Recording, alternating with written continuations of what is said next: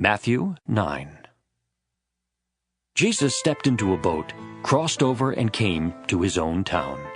Some men brought to him a paralytic, lying on a mat. When Jesus saw their faith, he said to the paralytic, "Take heart, son, your sins are forgiven." At this, some of the teachers of the law said to themselves, "This fellow is blaspheming." Knowing their thoughts, Jesus said, Why do you entertain evil thoughts in your hearts? Which is easier, to say, "Your sins are forgiven," or to say, "Get up and walk"? But so that you may know that the Son of Man has authority on earth to forgive sins.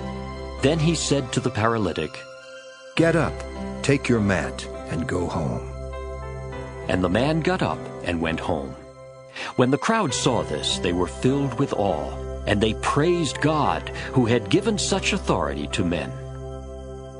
As Jesus went on from there, he saw a man named Matthew sitting at the tax collector's booth. "Follow me," he told him. And Matthew got up and followed him. While Jesus was having dinner at Matthew's house, many tax collectors and sinners came and ate with him and his disciples. When the Pharisees saw this, they asked his disciples, "Why does your teacher eat with tax collectors and sinners?"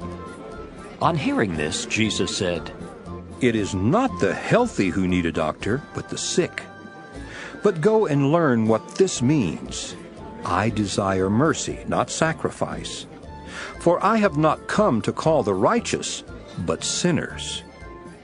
Then John's disciples came and asked him, "How is it that we and the Pharisees fast, but your disciples do not fast?" Jesus answered, How can the guests of the bridegroom mourn while he is with them? The time will come when the bridegroom will be taken from them. Then they will fast.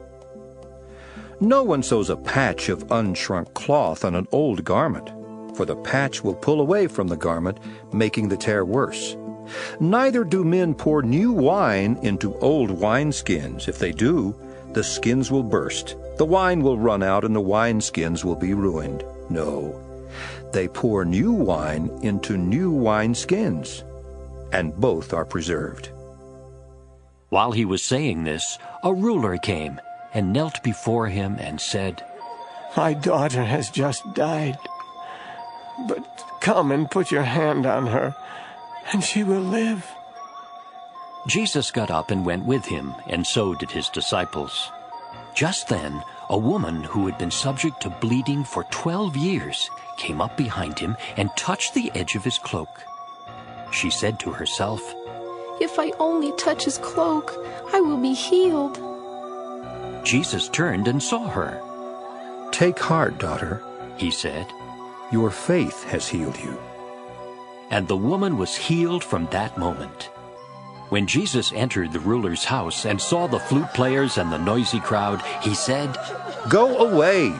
The girl is not dead, but asleep." But they laughed at him. After the crowd had been put outside, he went in and took the girl by the hand, and she got up. News of this spread through all the region. As Jesus went on from there, 2 blind men followed him, calling out, "Have mercy on us, Son of David!" When he had gone indoors, the blind men came to him, and he asked them, "Do you believe that I am able to do this?"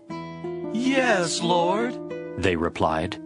Then he touched their eyes and said, "According to your faith will it be done to you." And their sight was restored.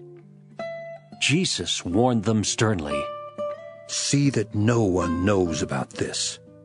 but they went out and spread the news about him all over that region.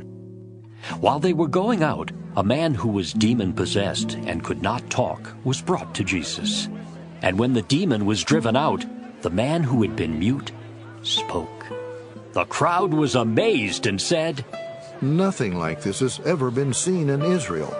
But the Pharisees said, It is by the prince of demons that he drives out demons." Jesus went through all the towns and villages, teaching in their synagogues, preaching the good news of the kingdom, and healing every disease and sickness. When he saw the crowds, he had compassion on them, because they were harassed and helpless, like sheep without a shepherd. Then he said to his disciples, The harvest is plentiful, but the workers are few. Ask the Lord of the harvest, therefore, to send out workers into his harvest field.